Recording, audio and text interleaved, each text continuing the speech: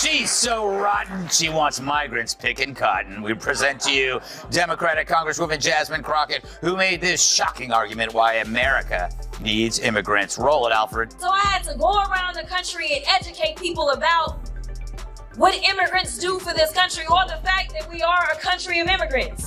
Right. The fact is, ain't none of y'all trying to go and farm right now.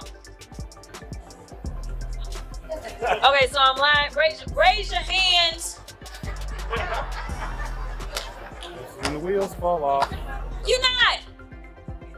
Jasmine Crockett walked into the spotlight, thinking sass and sharp eyeliner would win the day, but Gutfeld and Megyn Kelly weren't buying it. Greg came out swinging with brutal one-liners, while Megyn sliced through her arguments with the precision of a courtroom takedown. By the end, Jasmine showed up to a chess match.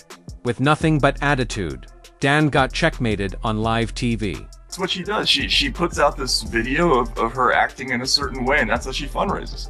Mm-hmm. We actually did a bit of a deep dive on her after my old colleague from Fox News, Todd Starnes, posted something on X not long ago, Walter. He posted the following.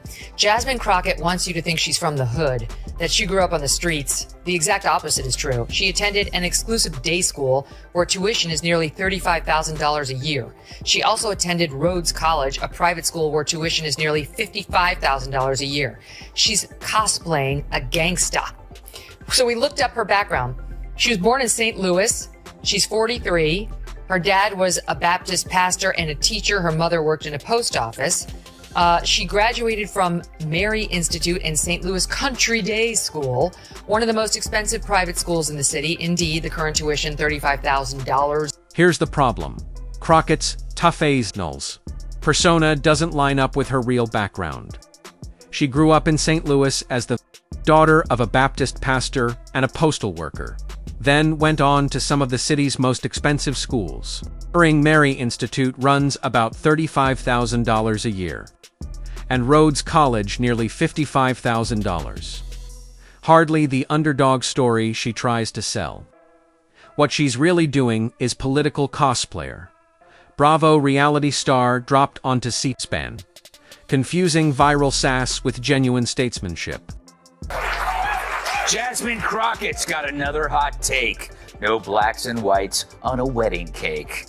The Democrats' new chosen one, Jasmine Crockett, is in the news again for an old clip where she attacked Florida Rep. Byron Donalds for marrying a white woman. Roll it, Bertha. The fact that you sitting around talking about life was better under Jim Crow?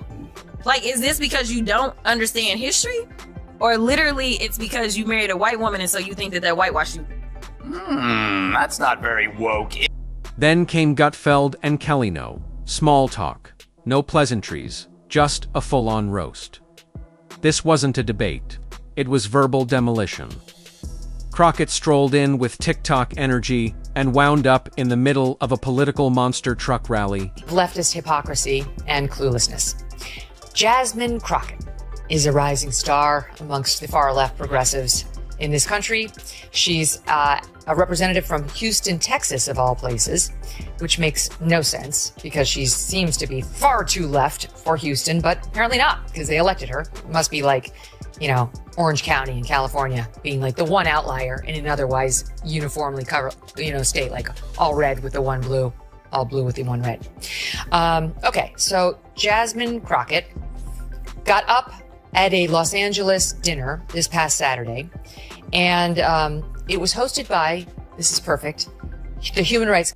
Greg Gutfeld did what he does best, cool, sarcastic, and razor sharp without breaking a sweat. He tore through her talking points like a cashier tossing out expired coupons. Invalid, irrelevant, not worth redeeming. Crockett kept trying to puff herself up for those mic drop moments, but Greg looked utterly unimpressed. He solved a Sudoku mid-rant and still roasted her before she got to the punchline. That was 3 years ago. The ones of her just sounding like a normal person talking. 3 years, not like that was 20 years, but then she moved to Mississippi for all that time. That was 3 years ago. She sounded like a totally normal person. It's only now she's got her accent and she's gonna kick everybody's ass. It's such an Then Megyn Kelly stepped in, with that calm, commanding presence that makes the whole room straighten up. Where Jasmine leaned on attitude, Megyn came armed with facts, timelines, and receipts. Watching her unravel Crockett's act was like watching an IRS auditor with a personal vendetta, merciless and oddly satisfying. No shouting, no theatrics, just cold. Clean facts cutting straight through the glitter and sass. Is she making any point there?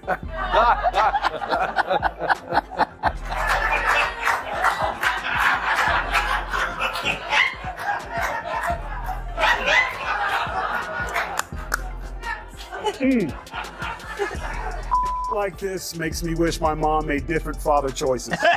And that's the real issue. Crockett's brand isn't built on policies, built on performance. Finger snaps, eye rolls, Instagram captions. She plays better on Twitter than she does in Congress. But politics isn't improv comedy. Loud doesn't make you right. Volume isn't virtue. What she delivered wasn't debated, was cosplay. A tantrum dressed up for memes. So this is funny. Jasmine Crockett sits on the Judiciary Committee, and about a month ago, Walter, I testified. Yes, before the we saw Judiciary this. Committee. Yeah, and the hearings, the full committee hearings, are quite long. You can be there for over 4 hours. So, and they let the most junior members ask questions last. So I had to sit for quite a long time. And then at the very end, Jasmine Crockett, who I had never heard before, suddenly started screaming at me and Michael Schellenberger. And when you're a witness in Congress, you have to pay attention to what everybody says, because you never know when you're going to be asked an actual question and allowed to, maybe even allowed to speak. But I could not understand what she was saying. She was moving from one thing to another, and she was doing all that code switching stuff with the y'alls and y'all eyeing on this and everything. Meanwhile, Greg and Megyn gave a masterclass in slicing through the noise with sharp wit and solid facts. By the end, Crockett's sound bites collapsed under their own weight. A single smirk from Gutfeld, or a raised eyebrow from Kelly, was enough to show just how empty they were.